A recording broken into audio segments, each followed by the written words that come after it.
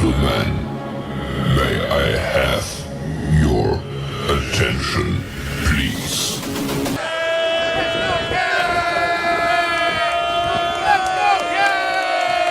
The show starts in 3, 2, 1, go. Good morning, CaneSport. It's July the 6th, 2022. I'm Gary Ferman, the publisher of CaneSport.com. I'll be joined shortly by our managing editor, Matt Shodell, as we discuss the news of the day, presented as always by Lifewallet, where the time is now to take charge of your personal health. And this morning, I thought we would do something a little bit different because we just completed part 2 of our GOATs series. And today, we are introducing something that we're calling GOATs Overtime. It's some leftover footage from our Jimmy Johnson package. And in this case, it's an interview with Troy Aikman talking about Jimmy Johnson. So we bring that to you this morning.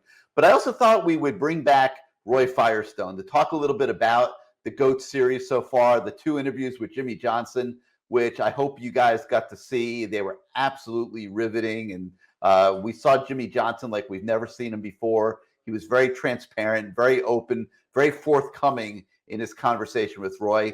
Let me bring him in now. Roy, welcome back to Good Morning CaneSport.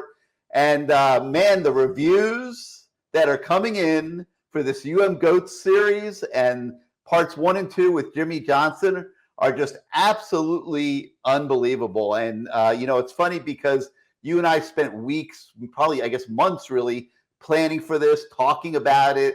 And now it's here and people love it. Well, what do they know? No. No, it's great. I said this before when we spoke last week.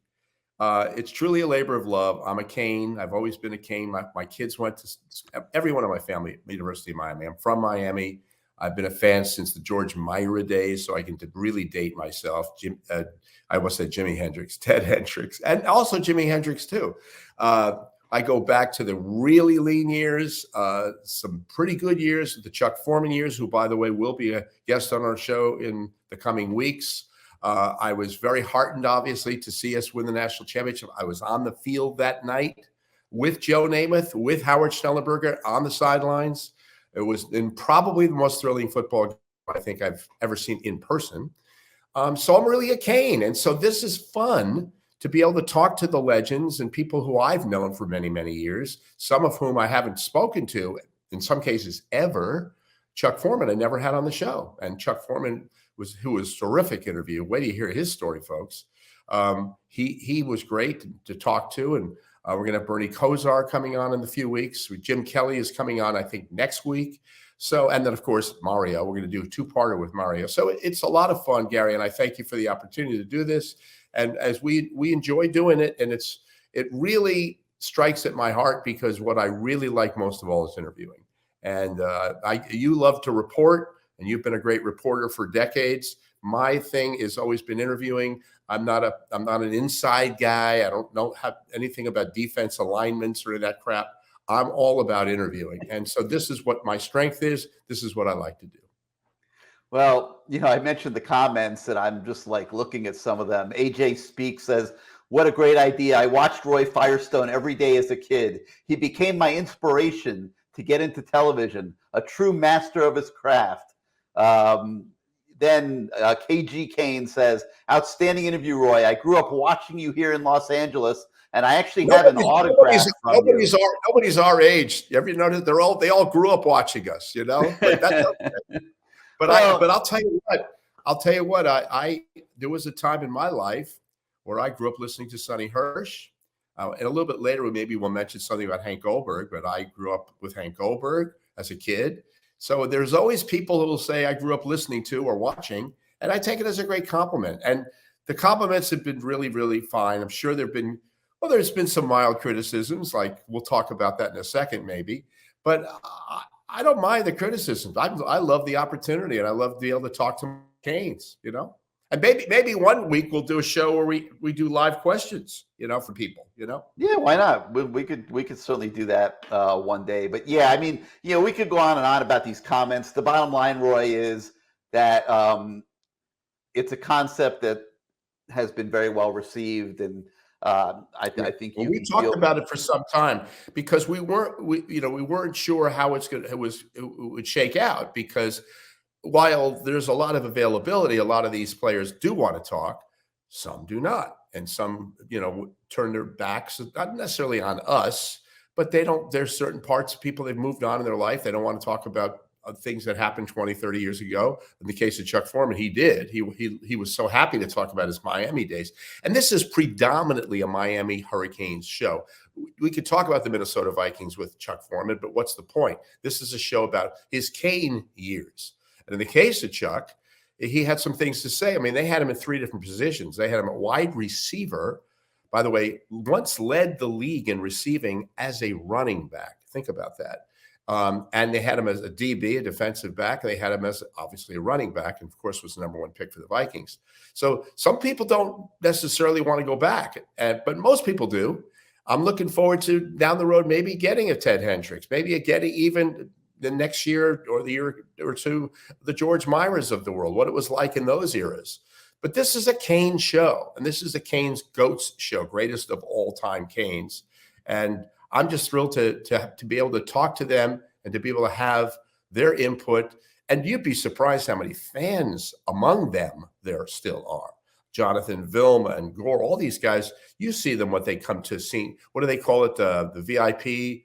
What's the practice called when they all show up? A lot of them show up. They certainly came for the scrimmage this year. The Legends, they had the Legends camp a few weeks ago. Legends, that's what I was that everybody came to. Camp. Yeah, and they're into it. They want to see the Canes do well, and they're going to do well. They're going to do really well.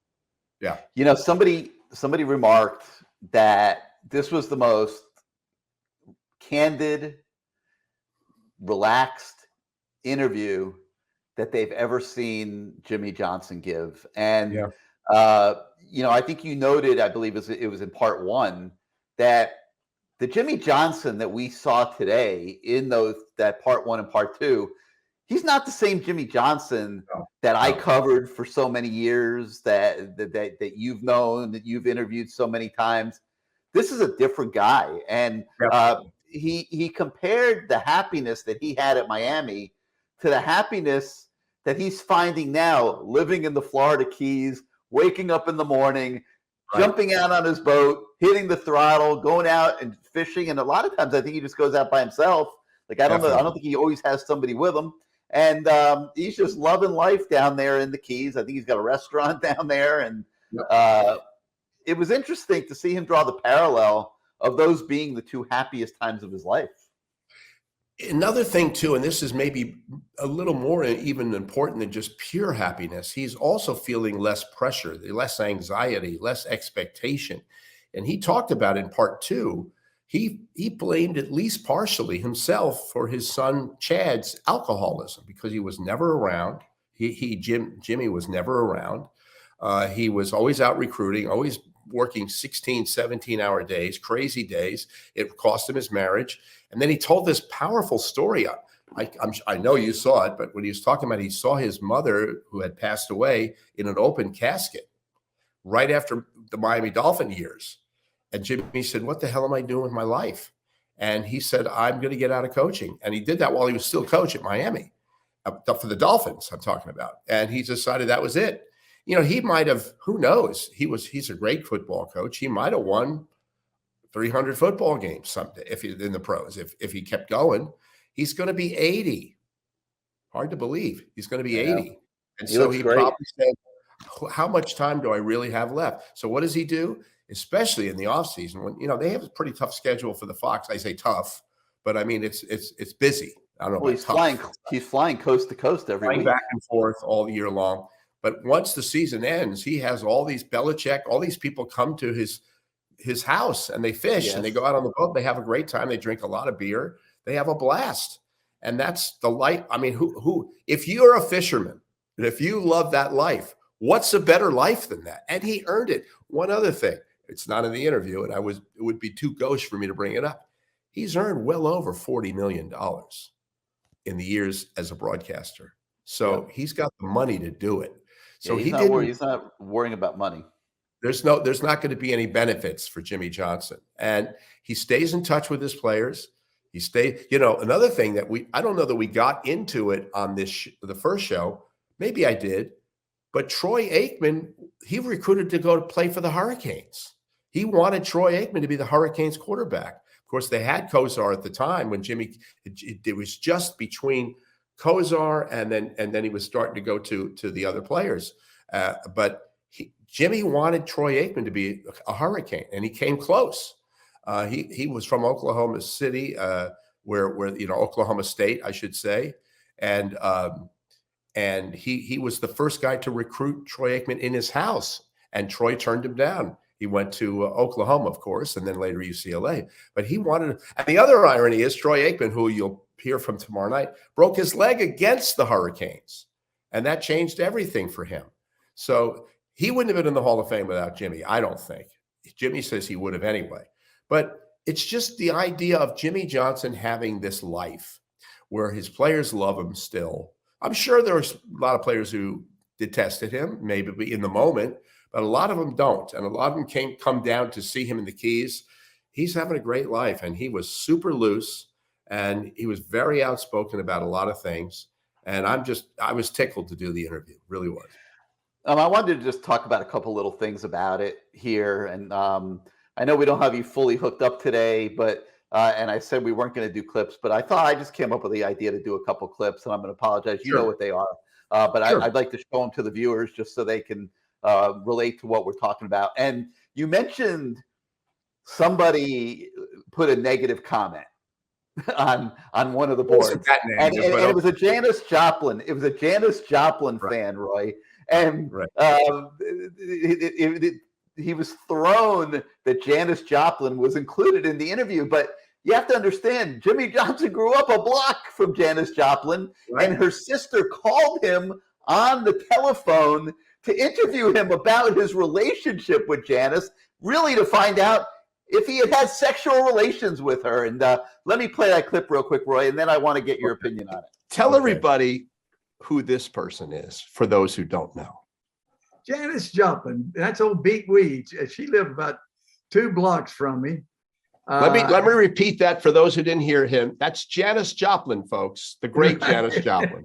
And you called her Beat Weeds? Yeah, I gave her a nickname. Actually, she was the reason I said Beat, because she wore the black leotards, and she went over and she was singing over in Louisiana, and she smoked marijuana back then, and which all the football players, we were just, she's smoking marijuana, and so we called her Beat Weeds. And her sister called me back a few years ago. She was doing a book, and she said, hey, I heard you kind of bullied her, and I said, no, I didn't bully her. We had a really good relationship. We went back and forth. She kidded me about being a jock, and I kidded her about being a beatnik, and so we had a good relationship. Now, she did ask if I'd been improper with her, and she said that was the rumor. I said, no, I didn't touch her. Now, maybe you didn't want to touch her. Let's be honest. Well, no, I told her. I told the sister. I said our fullback did, but I didn't. No. I think it was the line when you said maybe you didn't want to touch her. I think that's what threw the Janis Joplin fan. I'm going to get myself in trouble again, but let's face it, Janis wasn't what you call a looker. That's probably sexist to say it, but it probably is. I mean, but hey, let's all lighten up a little bit. I mean, Janis Joplin was a legendary rock figure. I mean, legendary. Jimmy ended up in the interview saying, I would really tell her I had no idea how talented you were. I mean, it was nice to hear that. Nothing was meant by it. But the bottom line is, it's so cool to have Jimmy talking about freaking Janis Joplin being a classmate. I mean, he's mentioned it before in one of my other interviews, but never in details about the Beat Weeds and the whole thing, and about how she went off and they were smoking marijuana. 3/4 of his players on the Cowboys were probably smoking dope, by the way. I love the way he says marijuana too. It's cool. Marijuana, But it was so cool to get him that loose, and to show the pictures of Janis when she was in high school at Port Arthur High. That's what the series is about. Get them to talk about stuff that they don't talk about at press conferences, and you've heard it over. I mean, hell, Gary, a ton of people could do a interview about alignments on defensive, schemes. I'm not that guy. I'm a guy that tries to get these people to talk about stuff you never hear them talking about. In the case of Jim Kelly, I mean, oh, wow. He did a thing with us, and it'll be on next week, where he admitted and talked about it openly that he wasn't true to his wife right after he had gotten cancer for the 4th time, and told his daughter that he wasn't true in his marriage. That was unbelievable. I mean, it was in one of the books, but he never talked about that before. And I'm not saying every show is going to have that kind of thing. This is not, Oprah, but it is going to be something where people will hear stuff from these legends that they don't hear anywhere else. And the other part of this, Gary, and you know it better than anyone, we have the time to talk about it. Most of the thing you see now on TV is 8 minutes, 6 minutes, 35 seconds. It's a soundbite. We got, in the case of Jimmy, we had an hour. We had an hour with Kelly. We're going to have an hour with 2 shows with Mario. So they're going to get to stretch out. And that to me as a fan and as a viewer, I'd love to be able to see these people stretch out. It's like a video podcast is what it is. There was one other moment that I thought that stuck with me that I wanted your comment on. Let me play it real quick. You'll hear it, and then I'll ask you about it. Okay. I think I tried to bring the best out of everybody. Mm-hmm. Every player, every assistant coach. A lot of my assistant coaches, they came up through the ranks. A couple of them were high school coaches. Some of them had never coached in college before. Some of them never, when I brought them to the pros, they had never coached in pros before. Of course, I'd never coached in pros before. A lot of those players were not highly recruited players. I tried to bring out the best in everybody in our organization. And I think that's what made us good. More than most, he did. More than most. He talked about this. And Gary, it's easy for us now to look at the, some of the players that he played, but they were not 5-star guys in those days. Russell Maryland was a project. He made him an Outland Trophy. He brought out the best in Maryland. Even Michael Irvin wasn't a 5-star. Most of the players that Jimmy had in those great Cane teams, he made, and his coaches, Gary Stephen, those kind of people helped make them players. And that's one of the points that I'm going to talk to Mario about. Everybody's going crazy. Oh, he's only a 3-star. And you fall into that trap. But some of these guys at 3, there's been a lot of great 3-star players and 4-star players. Not everyone has to be a 5-star. In many cases, 5 stars don't pan out too. So Jimmy made those players or helped make those players because they wanted to be great. And so did those coaches that he coached with, all those people that made a difference at Miami and then eventually went into professional careers too. Professional meaning the NFL. Of course, you're professional as a collegiate coach too. You're getting paid. But what I'm saying is, as an NFL, they've had NFL careers. Wannstedt did, for example. He ended up being coach of the Dolphins. So I really have great regard for what Jimmy was able to do. He molded those players. He did indeed make them great. And he brought out the best of them. He really did. Both you and I have had the honor in our careers to cover a lot of great coaches, going all the way back to Don Shula, Howard Schnellenberger, Jimmy Johnson, Butch Davis. I could go on and on and on. But I think Jimmy really hit the nail on the head when he said, bring the best out of everybody in the organization. The guys that are most successful, and we see it today with Nick Saban. I'm seeing it right now with Mario Cristobal. He inspires people to work harder than I guarantee you they ever imagined that they could work. And it's an interesting point you're bringing up. And this is one of the things that Jimmy said, and you heard it. He says one of the things that bothers him about portals is that kids are going to say, I'm third string. I don't feel like working to become first string. I'm just going to go to another school. And a lot of times it backfires. He says the problem now for coaches is because there's the portal hanging over the coach's head and the kids have and it's great that the kids have options, no doubt. But when you start seeing the fact that this kid says, hey, I'm not starting after 1 year. I'm going to go down the road, go somewhere else. It's going to, I think, deflate the opportunity these kids have to become great, to work to become great. It's not going to be handed to them. And that was one of the laments that Jimmy had.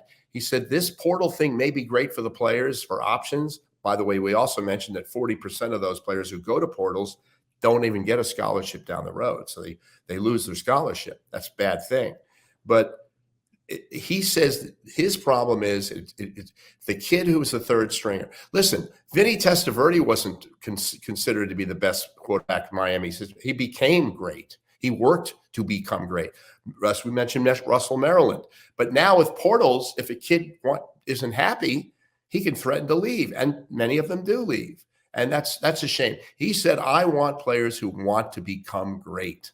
And I think Mario is going to do the same thing. I think you see some of the 3 stars and you're saying, wow, it's only a 3-star. We get so caught up with this star thing that you forget that this guy knows how to build players. And so do his this is the best coaching staff I think Miami's ever had, including Jimmy's.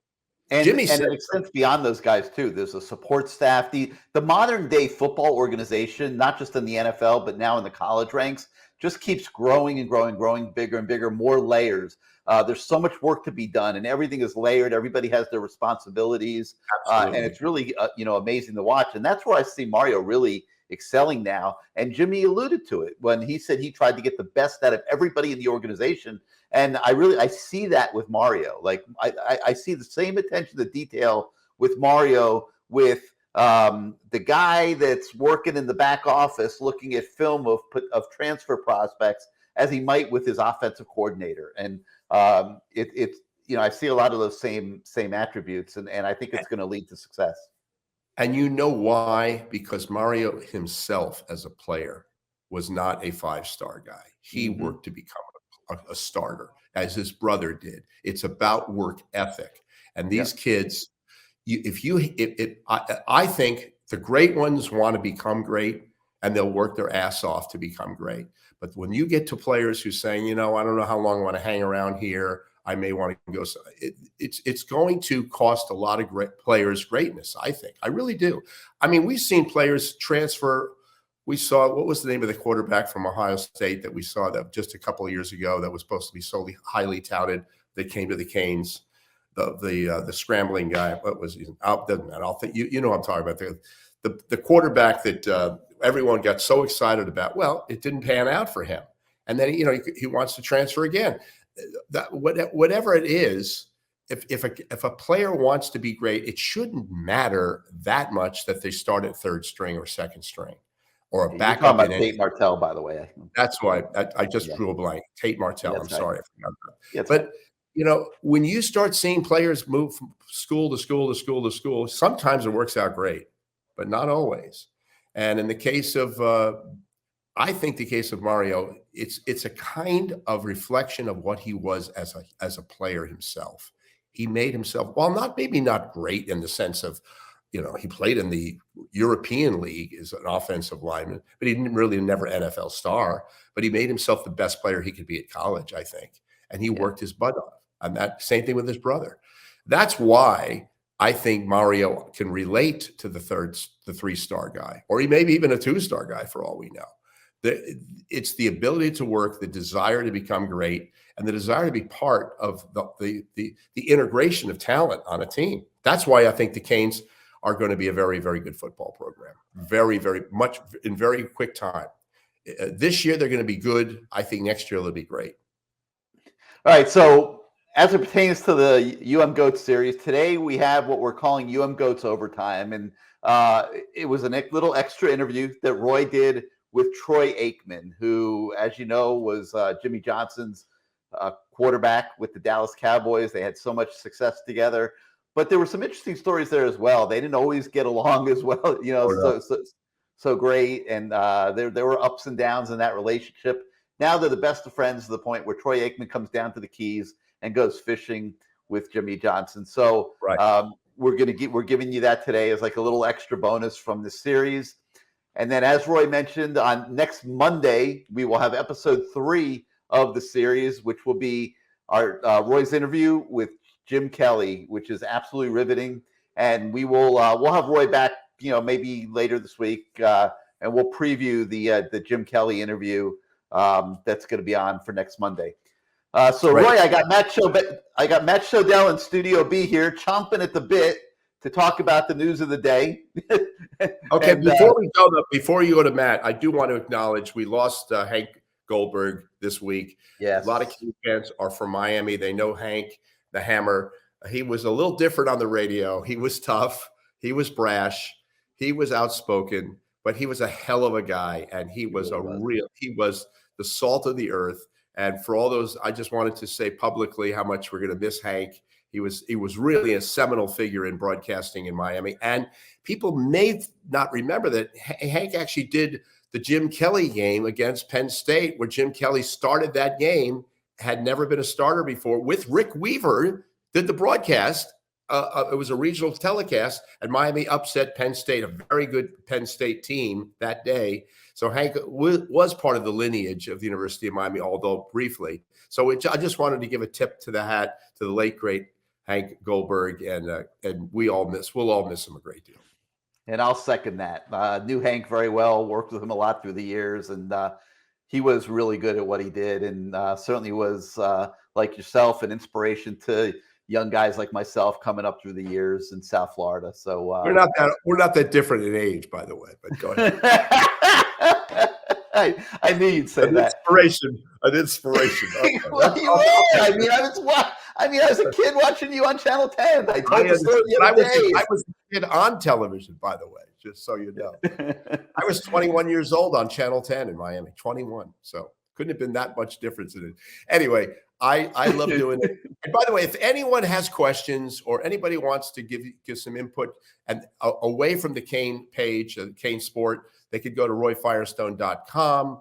I offer books. I have all kinds of things, and also have my webpage on YouTube, not webpage, but a what's it called? The YouTube you get the channel. video page, on YouTube with a lot of extra content. With a lot of stuff outside of sports, essays, storytelling, and I hope the folks will check that out too. All right, Roy, we'll catch up with you probably later in the week. Sounds great. Thanks again, Thanks Gary. for coming by. All right. We here at Lifewallet take security very seriously.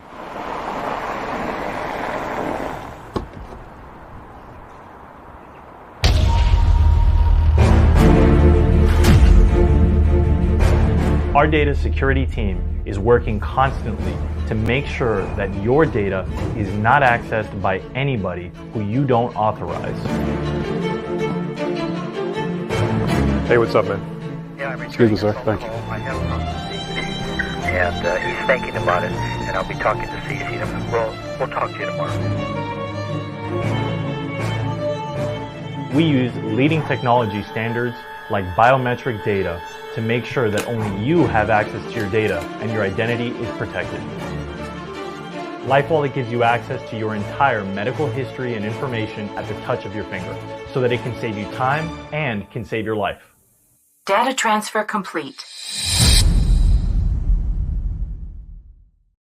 All right, I'm joined now by Matt Shodell. Welcome back to Good Morning CaneSport. Sorry that we displaced you for a few minutes, but Roy Firestone's Roy Firestone, and when Roy wants to speak, we give him the forum. But so today we start an exercise that we do every summer. It's our State of the U series, and we break down every aspect of the football program, from the recruiting classes that make up the team to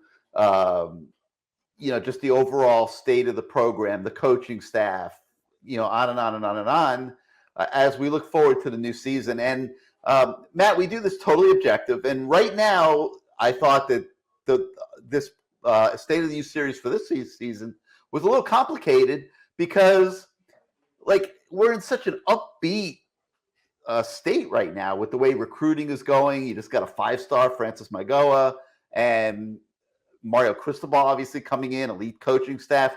But the truth of the matter is, these guys have very little to do with the team that they're going to be coaching beyond the transfers they've obviously brought in to try to fortify some of the holes. And when you go back and you do this objective analysis on the entire picture, and you start to see some of the deficiencies that have come into play in the past few years, you really start to see that this is a program that has some hurdles to overcome as training camp approaches here. Yeah, and there was a little throwaway line by Jimmy Johnson in the interview with the guy who displaced me before this, which I'm extremely upset about. I don't understand why some guy nobody knows would be replacing me in the early part of the show. It makes no sense. But no, anyway, Roy Firestone. It was a good segment, though. Roy Firestone's a legend. He's a legend. It was a very productive segment. He's a legend. And Jimmy Johnson did say at one point, it was just one sentence, but he said in essence that it's going to take time for Mario Cristobal to reach the peak. And, it was sort of in the context of the Dallas Cowboys, obviously were a much different program. They were 1-15, I don't remember. And then obviously went on to win a Super Bowl. It's not that dire at Miami, but it is Manny Diaz's roster. And as we go through this State of the U, we're not just going to be fans and say, the recruiting's amazing, everything's amazing, the team's amazing, they're going to win a national championship. That's not why we're here. I know if that's what fans want to hear. Every preseason, even at Duke, fans have a positive outlook. Well, maybe not at Duke, but at some other schools, the fans have positive outlooks. They think, why can't we win the ACC? Why can't we have a miracle season? It's been done in the past at different programs, right? Where people say, oh, the team's not going to be that good. And then they turn out to be amazing. Everything clicks. The players all play for each other, et cetera, et cetera, et cetera. But as we went through, and Gary and I really spent a lot of time on this because it was difficult this year compared to past years, you can see, as much as we'd like to say it's Mario Cristobal's team, this is not Mario Cristobal's team. This is a team that has lost double-digit transfers, I want to say, or just guys that didn't pan out. 21. In every class except for one, I think, in the last 4 years, not including, obviously, the most recent one. So the last 5 years, not including 2. And you can't build a program that way. Think about Mario. 21 players have left the program. It's unbelievable. Just in the last year. Yeah, in the last year. So it's way more than that when you add up the 4 to 5 years previously, which are, that would be redshirt seniors. And we're going to go through it all. I'm not going to say it all here. It'll take forever. But you guys will see as we go through the State of the U, the failures, just the abject failures that occurred. And this is what Mario Cristobal inherited. There's no magic wand you can wave. Mario Cristobal brought in 12 transfers. A lot of people are like, "Wow, that's a lot of transfers." Well, there was more people that left in certain when you add up a certain class. Yeah, and not just in one class. I believe it was in 2 or 3 classes. Multiple classes, yeah. And how do you fix that when you have that many misses in recruiting? And where they really, where it really stands out, Matt, is 2018, 2019. Right. I mean, that should be the foundation. That's your age. That's your veteran guys. Yeah. And there's very little left from those 2 recruiting classes. It's absolutely stunning. You guys will see it, when we get there. We're not going to give the whole thing away here, but today is the start of the State of the U series. We think you guys will like the deep dive. And it's not all doom and gloom. I mean, this is just what he's dealing with and what he has to fix. But we're also going to say the solutions, what he's doing, where it's heading. We're not just looking at, woe is me. I mean, it's the whole picture. That's what State of the U is. But it's interesting. I got a call from an NFL guy. He calls me. He says, "Can I ask you a question?" He says, "Why does everybody down there talk about how you guys are loaded at safety?" He's like, because I don't see loaded. He went on to say, James Williams may or may not really be a safety. Avante Williams has a long way to go. And the guy said, and when it's funny because we just did this feature on CaneSport, he said the best guy at safety might be Cam Kinchins. And but he was remarking to me about how Miami is not loaded at safety. Miami is not loaded at linebacker. You guys still have a long way to go. I'm like, yeah, thanks for the bulletin, but buddy, I appreciate the call. But anyway, so listen, I think that the perception issue and the reality issue is something that we'll be talking a lot about in the month of August. It's going to be very interesting to see the impact that the transfers are able to make, how much better they're able to make Miami up front, which is a huge variable, I think, Matt, for this season. And then can somebody step up at wide receiver? And I asked this guy that. I said, what do you guys see at wide receiver? From our viewpoint, there's not a number one wide receiver on this team. There's not somebody that they know they can count on. And that could affect Tyler Van Dyke, in my opinion. And he said, you're absolutely right. But they identified Keyshawn Smith as somebody who they were going to be watching to see if he takes another step in his development. Obviously Frank Latson is one that people will keep an eye on, but there's a lot of work to be done is the bottom line, Matt. And it's going to make training camp really, really interesting. Yeah, it's no secret there's holes on the roster. And guess what? Safety is loaded. When you compare it to the other positions on defense, I mean, right. That's the perception. Although hopefully with the transfers, defensive line is pretty good now. You can't say that until you see how they all perform. See how they are, right? I agree, but you got hope at least. Yeah, you got hope. You got hope. The key for me, and Mario Cristobal has done as good a job at this as recruiting, honestly, in the past, but he has a new challenge with it here, is getting the buy-in that this is a team. You're not playing for yourselves. It's even more difficult to do that in the era of NIL. But teams with a bunch of individuals tend not to succeed, especially in football. If you don't trust the guy next to you, you're trying to make the play every time, and you're not doing the little things that you have to do to get the play run right, even if it's not directed at you, even if you're trying to get a running back to go somewhere else, whatever it is, in a different direction, you got a problem. And that's going to be, to me, the most difficult part with transfers, because the transfers come in, and unless they're young transfers who have been backups, like the guys on the offensive line, the guys on the defensive line are coming in hoping to be one and done. They saw, the selling point was, look what happened with Jalen Phillips. He played 1 year and was done. He was hurt the previous year. He redshirted. And that's the selling point. You're the next Jalen Phillips. You're the next whatever, the guy who comes in and leaves after 1 year. And if they're playing for 1 year and there's the entire defensive line, the entire starting defensive line hypothetically could be transfers. To get those guys to play as one unit and convince them you are not trying to get a sack every time. You have to do this. You have to just be the guy that takes on the center and the guard so someone else can make the play. To convince them that that's what they need to do is not an easy task for anybody in this day and age. If they can't do that on the defensive line, this defense will not be good. That, to me, is the first challenge. You can say, look at Mesidor's stats. Look at whoever's stats at other programs. Like, that means nothing to me. Look at his physical intangibles. That means nothing to me. They have to play within the system. Kevin Steele's an old school coach. He is not going to put up with freelancing. He's not going to put up with guys who just try to get sacks every play. And I have a feeling there's some guys right now on that defense that want to get sacks every play. And they have to understand what they need to do. Period. Like, that's the key to me.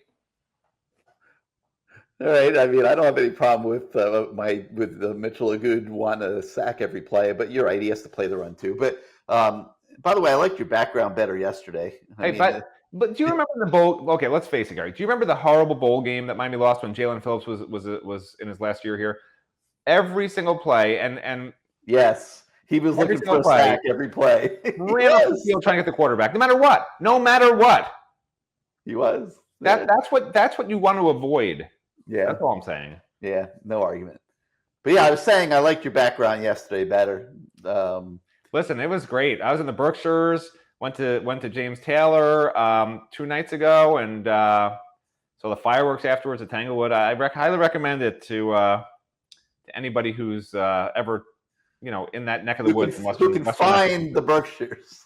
You can find the Berkshires. You got to be able to find it first. James Taylor plays every July 4th, so he was supposed to be with his son. His son actually has COVID, so his son's very talented too, but he wasn't there, so it was just James. And I watched CNN. It was great. They went around the country to all the different concerts all over the country. It was great. They did not go to James Taylor in the Berkshires. Just saying. All right. So yesterday we introduced part one. We got a lot of part 1s, 2s, 3s, and 4s these days, but that's because we've had these big projects working. And one of them was a very extensive interview I did with Dan Radakovich. Unfortunately, we taped it, I think, like a day before this whole Big Ten deal with USC and UCLA came to the forefront. But we still covered a lot of applicable topics. And yesterday we talked about, why he came to Miami, why now, his plans for new facilities, and so forth and so on.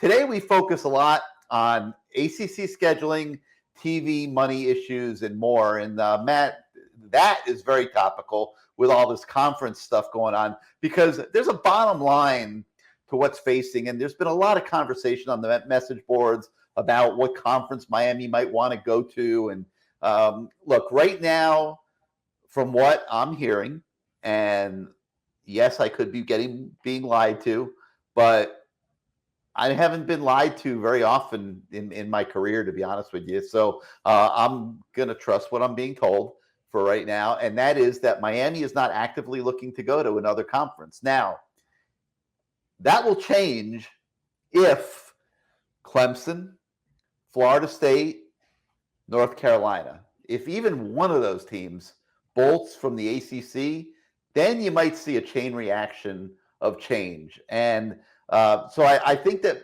if Miami's smart, they are doing their due diligence. They are looking at contingencies if this happens, if that happens. But from what I'm told, Miami's not actively looking to leave the ACC. Now, that said, doesn't mean there aren't some inherent problems here, okay? Like,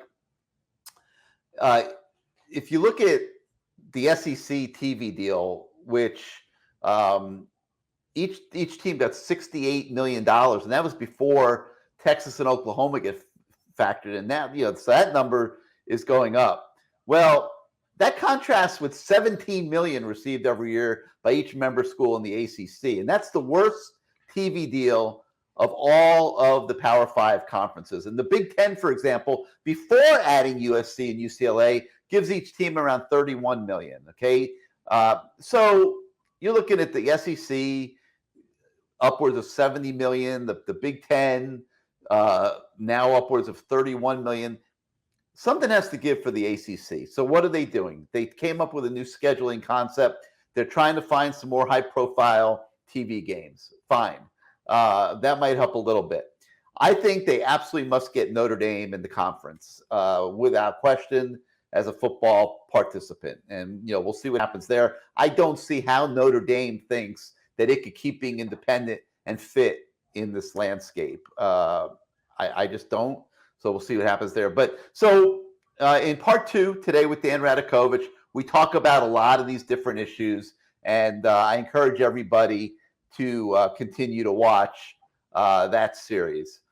Matt, we also have a closer look at the conference musical chairs that are going on, how it pertains to UM. And we also continue our roster breakdown, analyzing the top 30 players. And today we land on a guy, number 26, Jacoby George, who I think is one of the keys to this season, Matt. I've been talking about it for weeks on this show. They need a number 1 receiver. Jacoby George, Keyshawn Smith probably are the two guys that maybe are physically equipped to potentially develop to that kind of level player. Your thoughts on Jacoby George in particular? I thought that he was going to be the breakout star this coming season after last year. And now I'm having second thoughts after talking to some people on the inside who happen to, perhaps coach him. And, he's getting mixed reviews. He's got to really step up this fall. There are question marks at receiver that maybe I didn't appreciate as much coming out of the spring as now I'm hearing the offseason. So I get where you're coming from with your concern. There's no number 1 receiver. At the same time, I think that maybe some of these people who I've been talking to who may or may not be Jacoby George's coaches are overreacting because they saw him for 15 practices. The spring game was not, in my opinion, representative of how good the receivers are. I mean, they were awful. They were awful. Maybe Miami's defensive backs are better than we think. If they're not, then there's a concern. I'm still giving the receivers the benefit of the doubt. I just happen to know, like what I saw last year with some of these guys. Xavier Restrepo he would be a 100-catch guy on a Wake Forest offense. He should be a 50 to 60-catch guy easily at Miami. 700 yards, 6-7 touchdowns.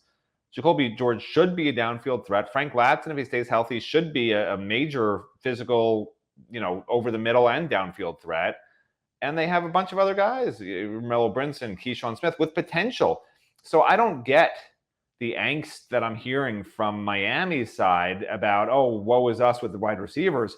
you know, we need a JUCO guy who had one season in a horrible schedule, who had 8 catches and eight touchdowns in 8 games. And we need him, you know, to save us. But we're not going to tell him he's going to start. We'll tell him he's going to be a backup. I mean, the whole thing doesn't make any sense to me. They're panicking, in my opinion, over nothing. Like, the receivers are going to be fine. The receivers are going to be fine. I understand. Like, I've always left everything up to the coaches. I always say the coaches know best. Well, who am I? I'm some schmuck.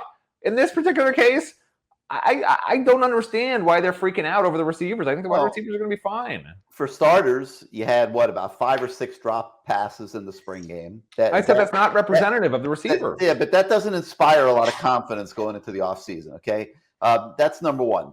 Number two, look at all the plays that Charleston Rambo and, as an extension, Mike Harley made that allowed close ball games to be won the last really 2 years. And, those guys aren't here anymore. So you don't have a proven guy that you know is going to step up. You're hoping Restrepo has a great year, but Restrepo can't. You're talking about Restrepo, and he's going to be a very good college football player. He's probably not going to get drafted into the NFL. He just doesn't have the measurables more than likely. You are so obsessed with it. It does. You can be a great college player and never play in the NFL. Ken Dorsey never had a career. Ken Dorsey never had a career in the NFL. I could point to 50 guys. Obsessed. It's not about being obsessed. It's about understanding that the difference between 6, 7, 8 wins and 10 wins is having guys that can single-handedly allow you to escape football games. Like, these games are close. You've been watching these ACC games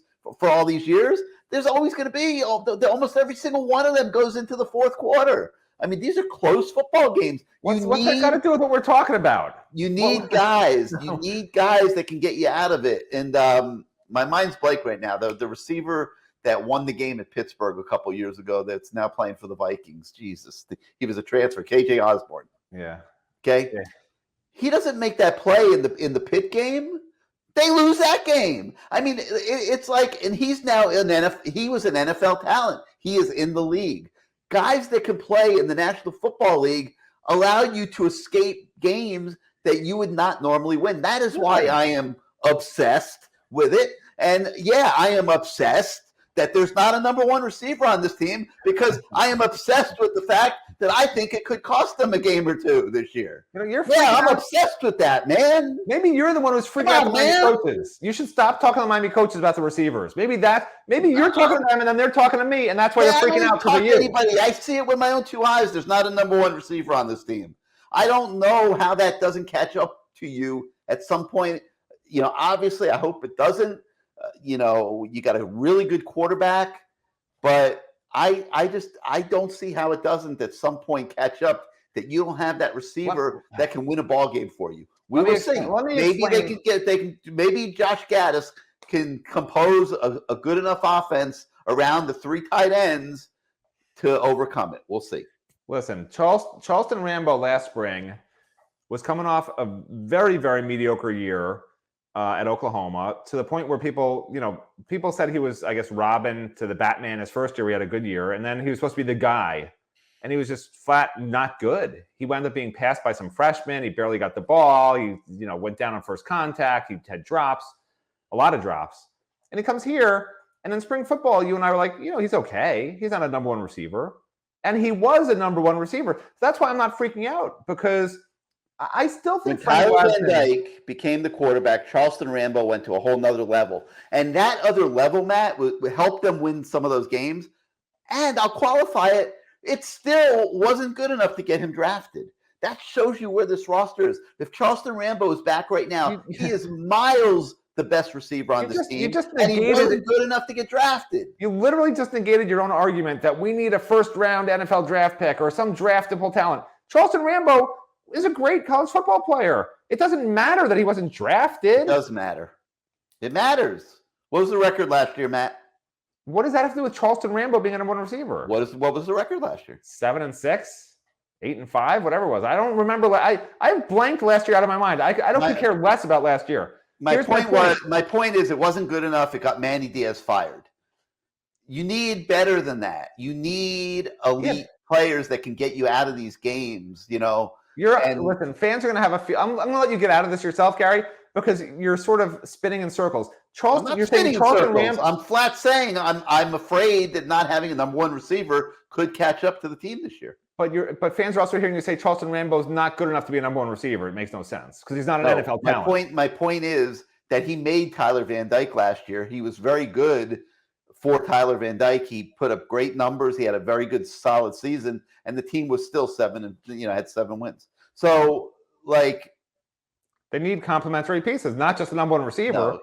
No, Charleston Rambo should have been a number 2 or 3 receiver. That's my point. Charleston Rambo should have been the number 2 or 3 receiver last year because they should have had an NFL first round wide receiver weapon. You're saying, right? You see what's going on under Mario? Like, they're upgrading the talent. This isn't going to be a problem for very long. Here's what the guys that they're bringing in at receiver this year are going to be the best guys the minute they walk on campus. I understand, but here's what you're not understanding. If they had an NFL first round talent last year, Charleston Rambo's not transferring to Miami for the one season he was here. Maybe. Definitely. I mean, maybe not. He wanted to be one and done. We can't. I mean, we don't know. We don't know that he was guaranteed to be number one receiver coming here. He thought he would be. That's it was an opportunity, and he took it, and he did the best he could, but he still didn't get drafted. All right, and I do think that's a big deal. And yeah, I am obsessed with it. All right, couple other quick things I want to talk about. They were part of our afternoon content drop at the new CaneSport.com. Yes. We've been dropping content multiple times a day. Hope everyone's enjoying it. And again, thank you to everybody for the support of our new website. But one of the stories was with tight end Reed McKeska, who a lot of people thought when Riley Williams committed to the Canes that Reed McKeska might fall by the wayside and say, oh man, this ain't for me. I'm going to go somewhere else. Well, Reed McKeska says that is not the case. He welcomes the competition. And I want to know if you believe him. Well, listen, I don't think any of them are first round NFL talents, so I guess they shouldn't come here, right, Gary? No, I'm just kidding. I'll tell you what, man. This is what's crazy. These three guys, this tight end room with these 5-6 guys is going to be unbelievable. These 3 guys, it'll be 5 because Will will be gone. It will be that's an unbelievable tight end room, man. These 3 guys all could be NFL first round talents. I mean, we don't know how they're going to develop. We don't know how they're going to fill out their frames. But they all have, from what you've seen, the ability. Yes. You hear when we do our coach takes and all the different commitments as they come in for those coaches that speak to us, and all of them have so far. You hear George Kittle's name, you hear Rob Gronkowski's name in comparison to these guys, and they're not like when you watch the film, you say, oh yeah, I see that. This guy's sort of bigger. He's like Kittle runs over guys. Oh yeah, this guy's sort of like Gronk, just goes over guys and then runs past them. And his physical also at the point of attack. And you see it on the tape. And of course, highlight tape's highlight tape. But certainly that potential's there. And you add it to the guys they have already on the roster. And I'm not sure some of these tight ends won't be split out every single play, especially if the receivers don't pan out. And that's to your point, Gary. You only need 2 receivers. You just need Xavier Restrepo and Frank Ladson, okay? And then some guys to spell them because you can play 3 tight ends right now. Just throw Jaleel Skinner out there. You can put Jaleel Skinner in the slot, put him outside, move him around. You could do the same thing with, honestly, Will Mallory can pretty much do the same thing. I mean, he's not fleet of foot. Arroyo, but he's good enough. Arroyo's good enough. So that's another reason for fans that like you were freaked out about no number 1 receiver. I'm not freaked out. You're freaked out, bro. Fans can post on the message board tomorrow if you're freaked out about the receiver situation or not. You seem freaked out. I'm not freaked out. I recognize that it's an issue. Well, you seem concerned then. But anyway, the point being, they could play 3 tight ends, and that's why they got these 3. That's why Reed McKeska's like, I'm not going anywhere. Because Josh Gattis showed them his film in Michigan where he played 3 tight ends, a significant number of reps the entire season. Yeah. And even if you're number 3, this is what one of those, I don't remember which of the 3 told me this, but he said, why would it bother me if there's 3 tight ends? It's, you're going to play no matter what. They play 3, 4 tight ends, So that's why these guys don't seem to be saying, uh-oh, And they get to go to school at Miami. Paradise. Oh, yeah. Just look at the scene behind me here on this morning's show. All right, and one other story that I wanted to bring up is we're also talking to some of the local high school coaches and just getting their impressions of the Miami program now that Mario Cristobal and his staff are on board. And today, The feature is with American Heritage coach Mike Smith, and obviously the talent that comes out of American Heritage. So I think you guys will enjoy seeing his impressions of the Miami program. All right, it's been a long show today. For those of you that are still with us, we thank you so much for making us part of your morning. Hope you've enjoyed the show.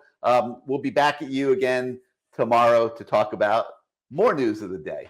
So for Matt Shodell, I'm Gary Ferman. See you next time, everybody.